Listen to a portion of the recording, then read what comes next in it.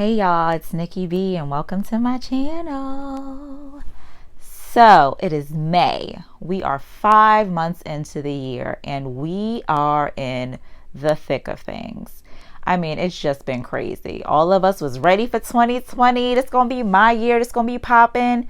And it still can. It still can. But with this pandemic, a lot of people have been fired, furloughed, laid off, all of the things. And with those things comes a ton of different emotions. So I wanted to share the times when I have been fired and laid off. I've never been furloughed. Here we go. So some time ago, I was in a position that I was thriving in. It was great. I loved my work. I always got great feedback from my managers. I mean, the girl was doing things. And as the project began to wind down, leadership decided that they didn't need as many people. And I was the last person to be hired. So y'all know what that means. I was the first one to be fired. And I was upset about that. I had a lot of emotions going on because I worked harder than a lot of people on that team. And I was working harder than my counterpart. So in my mind, I was just like, why me and not her? And you're not supposed to think that way. You're not supposed to compare, but I did. I was in my feelings. Right before I was laid off, I did not renew my lease, my apartment lease, and I was deciding to move to Brooklyn from the Bronx. So I didn't renew my lease. I was laid off, and I was just like, oh my gosh, where am I going to live? I was worried about being homeless because I hadn't found an apartment already. My boyfriend at the time, who is now my husband, he was just like, come stay with me. He lived with his family. So I was like, ain't gonna be no privacy. But I decided to anyway. So while living with him, he did not ask me to pay any bills, any rent, nothing. I just took care of my cell phone, my student loans. I was collecting unemployment. So I was fine, but I was still stressing, still worried about finding a job. And he encouraged me. He was like, you need to chill. You need to enjoy this time that you have off because you're going to find something quickly. You need to relax, maybe take a little trip, like chill out. Did I listen? Of course not. Because I was like, I have bills to pay. I need to find an apartment. I need my own space. I need the things. I mean, what am I going to do? This is New York. Everything is so expensive. Didn't listen. A couple of months after being unemployed, my former employer called me back and was just like, we have a better opportunity. It's more money. It's a better project. Do you want to come back? Yes. Yes and yes. And while I was unemployed, my former employer was referring me for other jobs that just didn't pan out. But they were very active and like, Nicole's great. You should hire her. You know, we just had to lay her off. Hopefully we can get her back quickly. But, you know, we know she wants something right away. So they were referring me to other companies, which was great. But within a couple of months, I was back working and got a new place. And it was great. God came through right on time. So now, my being fired. Here we go. So a few years ago, I was with a different employer, working totally content in my job, and a former colleague reached out to me because she heard of a position that she thought I would be great for. I interviewed. It sounded interesting. It was new, fresh. They offered me a job. I was like, yeah, sure, I'll try something new, blah, blah, blah, blah, blah. Long story short, it did not work out at all for myself or for the company. Here's why. Here's a little bit of why. So they weren't 100% honest with me about pay. And we all work for money, so the pay got to be there. I mean, come on. So I was a 1099 employee. What I did not find out until my first day of working was that I would only be paid once a month, and that sometimes that payment would be late.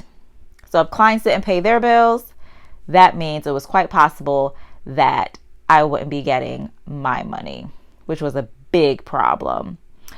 Another issue that I had was out of everyone in the group, I had the most difficult clients, and they were also very nasty. And y'all don't know me like that yet, but I'm not dealing with anybody's nonsense. At work, out of work, we all have to be respectful. It doesn't matter if you're the client. We have to be respectful of one another. And I am here to service you, but you're not going to be talking to me all kinds of crazy. I'm not doing it.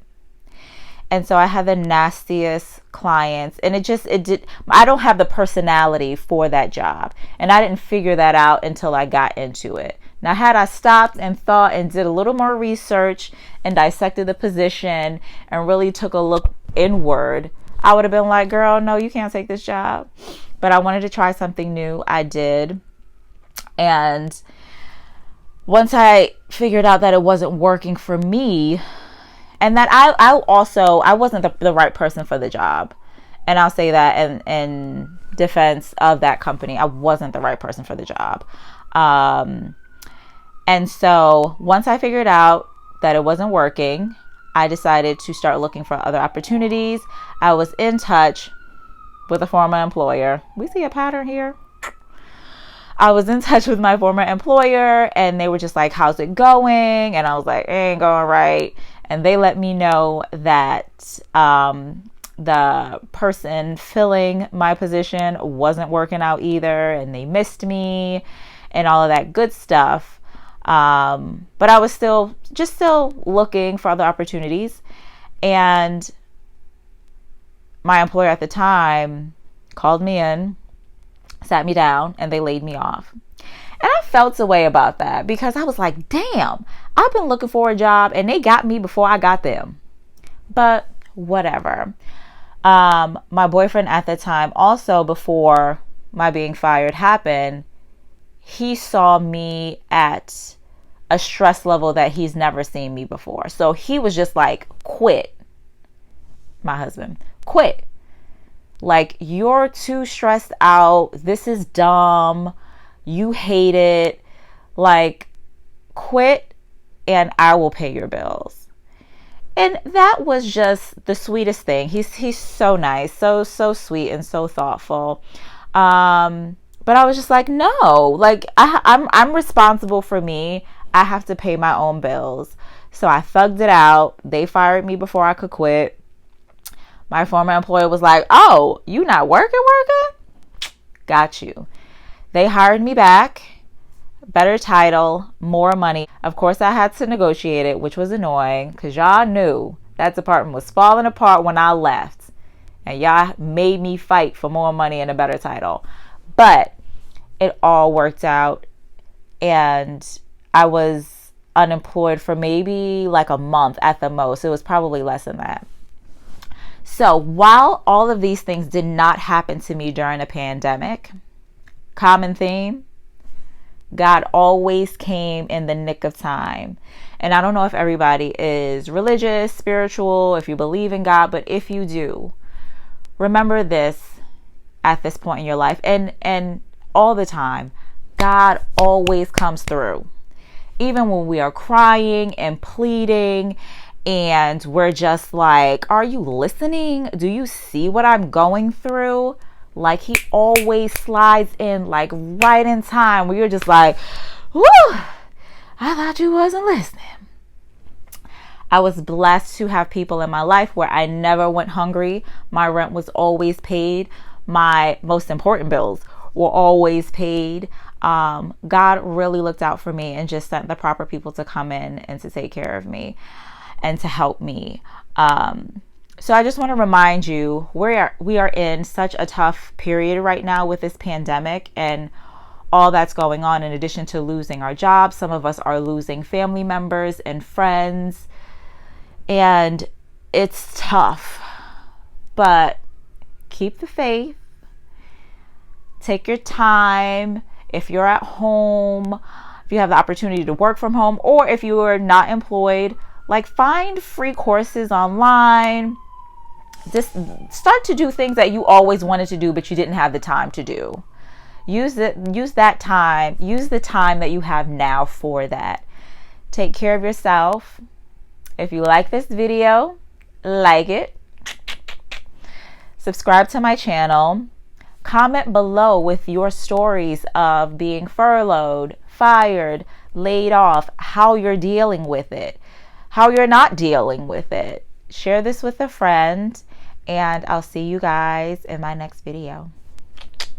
Bye.